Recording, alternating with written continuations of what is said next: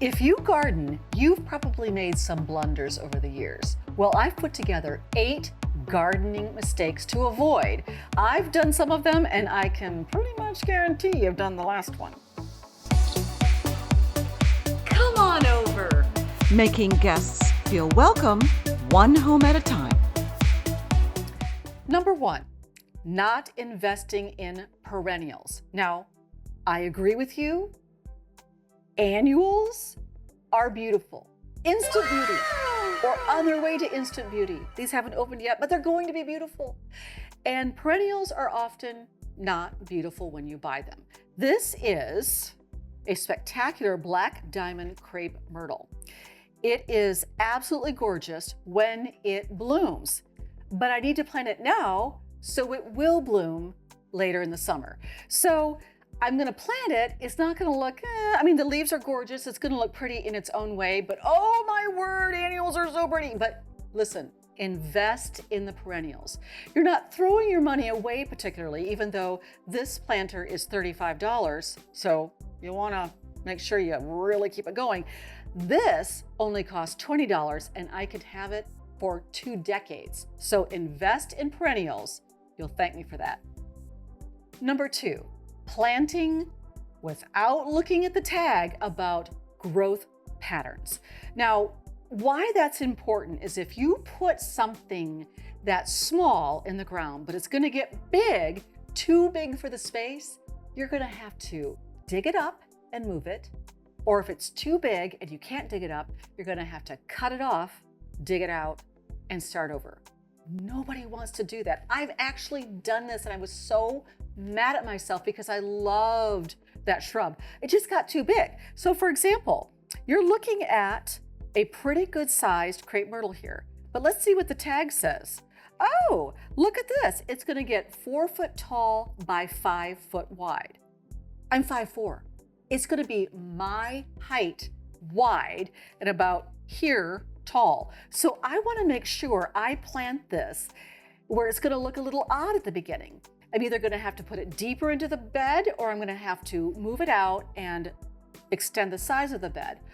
But I'm gonna have to give it room to grow. And it's full sun, so it needs to be able to grow in full sun. Many things to think about when you go to plant something.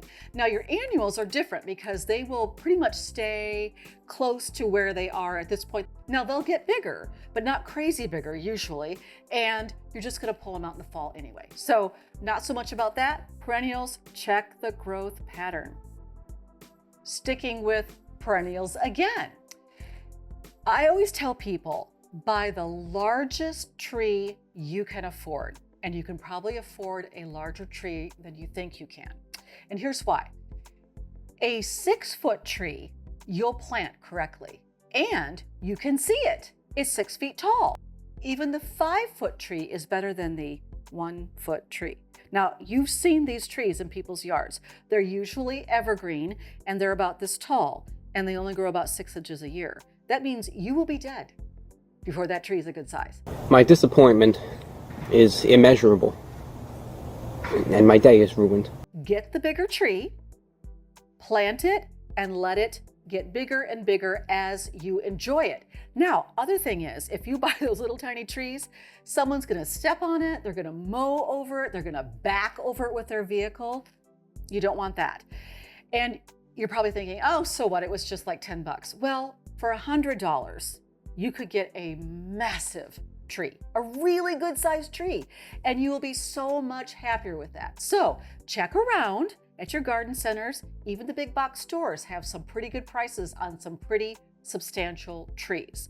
You will appreciate that, and it is an investment, so you can watch your investment grow. Number 4, and you've seen this, you've probably done it.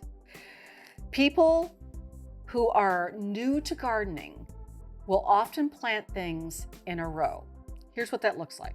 And they end up with no pattern other than a standing in a row pattern. That's a novice gardening thing. If you want to look more advanced and be more advanced, you want to plant in groupings. For example, let's say you're planting this pretty young shrub Could be any shrub. We know it's not going to grow huge this year. It's going to grow a little bit, but you instead want to create a little vignette around it. Now you can have a lot of space empty around it also. So these are full sun, as is that. So you could do, if you wanted to have 3, and that's always a great idea, you could put them around that instead of lining them all up. This will all be one setting together. That's what you want. And if you had other beautiful perennials, you could do the same thing. You'd have to dig them up as this grows. But if you had annuals, you just make little groupings. Then you have a mulch spot. Then you have another little grouping, and you have a mulch spot. Or you have some garden art, or you have statuettes. Anything other than the right in a row thing. Now, I will allow you the in a row thing if you're planting alongside of a driveway. That's a really kind of a fun look. But if you're planting in a flower bed, you want to make bends, curves, bump outs, anything but right in a row. Don't do it. Mistake number 5, neglecting to deadhead. Now, what is deadhead? It means when the bloom has died, you take your scissors or your shears and you come in and you snip off that dead bloom. Now, some plants, particularly annuals, they will bury their dead, it's called. Some roses will do that, although I always deadhead my roses. This purslane, it will deadhead itself. They just drop off, the foliage still looks good. But for things like begonias, you'll end up with this dead stick, sometimes brown flowers on the end. That is a sign that you're not taking care of your plants. And if you're going to spend all this money on your annuals and your perennials, you want to make it look like it's a true investment. So let's just do one. You come in here, and I hate to do this because it looks so good, but you come in here and you snip at the base of it, off it comes, and now not only does it look better, it tells the plant to stop sending energy to this dead or dying bloom and to invest in more blooms. So you can see, here's a little bud here, here's one, there's a little one back here, there's a little guy back there. It will keep blooming. The plants know they need to keep pushing blooms if you cut off the dead ones. So it's kind of fun, really. In fact, sometimes if I'm standing in line somewhere and I see a plant, Jimmy will say like, don't do it, don't deadhead it. And I just have to get in there and pinch off the dead bloom because I want the plant to be happy. It just takes a little bit of time. You can just use scissors. You don't have to have true gardening shears. Use your scissors, deadhead, put them back, you're done. Mistake number 6. Now, you're probably not going to like this one, but it's something you need to do, and that's use fertilizers, pest controls, and water.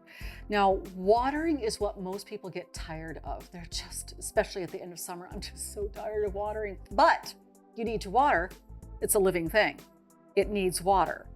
Some plants need more water than others, but you need to know that ahead of time and prepare for that. So watering is probably the most critical.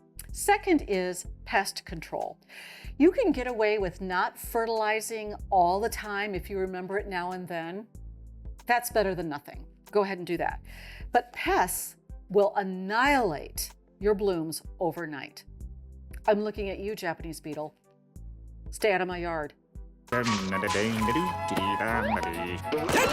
Squidward. Wanna play? No! And leave me alone! So I am always preparing for Japanese beetles, aphids, many ugly things. Not bees, we want the bees, but things you don't want annihilating, just destroying your blooms.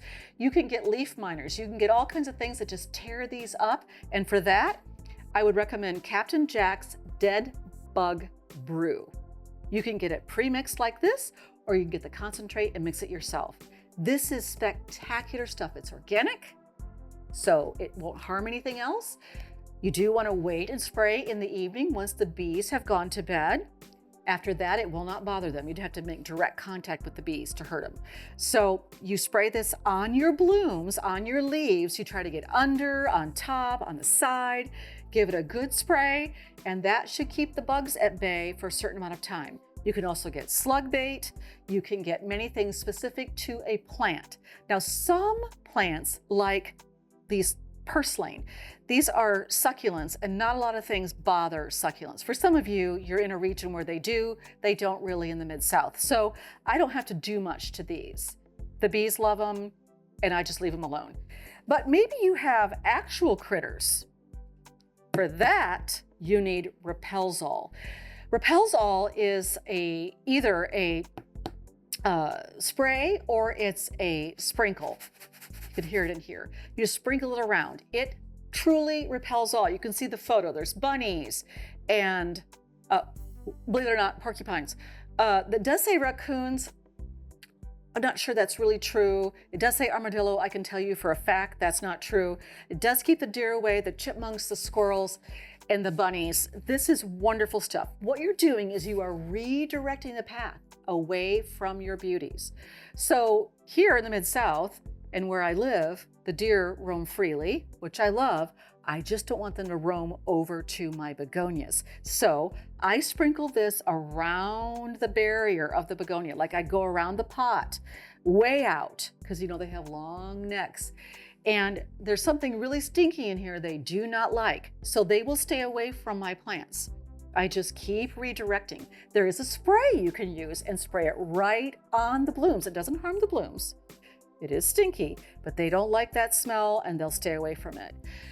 You could also fence off or cloche or do something to keep them away, but I find this works really, really well. Now, it also works for birds. So if you have a bird bath or a bird feeder, you don't want to put this around there.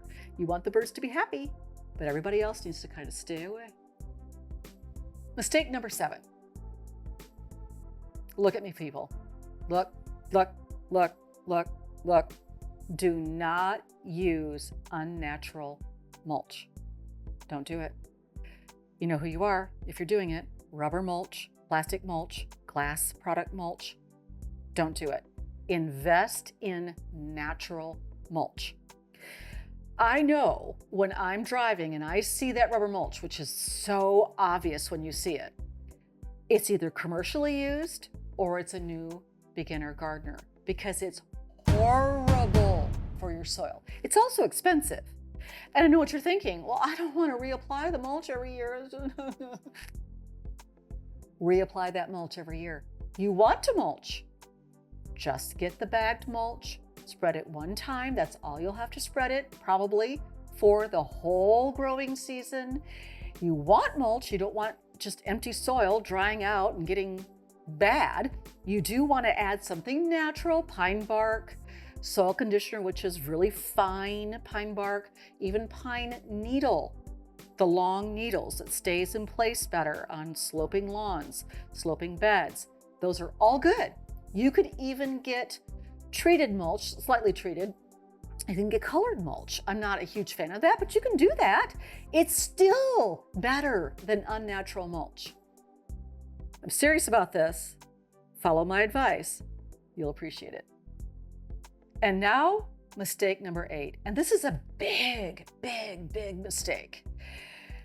And I know you've done it. You buy something because it's beautiful. And we can all agree, this is really beautiful. These are really beautiful. They are annuals. And so they're a little more tender. They have a little more fuss to them. Well, on the tag, it will say something like shade combo. But you're thinking, well, I know it says shade combo, but where I really want to put, I want everybody to see it by my mailbox. And your mailbox gets full sun. You know what's going to happen to these flowers? They're going to die. And it's going to be a horrible, burned, painful death. And then you will have invested $35 in something that's going to die because you did not read the label. So everything you see over here is shade. Now, this could be dappled sun and it would do okay. It's a begonia, and begonias typically like shade. They could be in deep shade even. They'll still bloom gorgeously. This could take a little more sun, maybe morning sun, because it is that kind, it's a darker leaf, that kind of begonia. But I'm still not going to put it in full southern sun. There's no way. It would never make it. It wouldn't survive. Also, when it's out in full sun, it's also available to deer and other critters that want to eat it. If you move it back into shade areas, you're much more likely to keep it happy. Also, this tag should give you growth pattern. It should give you watering needs, and you want to follow those. It may also, if it's really full of info, it may tell you what kind of fertilizer and how often to fertilize. You can just use a regular, normal fertilizer. Something in a pot like this is going to feed heavily. It has nowhere for the roots to go other than the pot. So you have to supply the nutrients. So water, fertilizer, and shade or sun. Those are the things you need to look for. These are full sun. They won't do well in the shade. These are shade. They won't do well in the sun. There's nothing wrong with buying something because it's beautiful. But if you do, follow the tag instructions. You're welcome. Come on over. Now go make someone feel special today.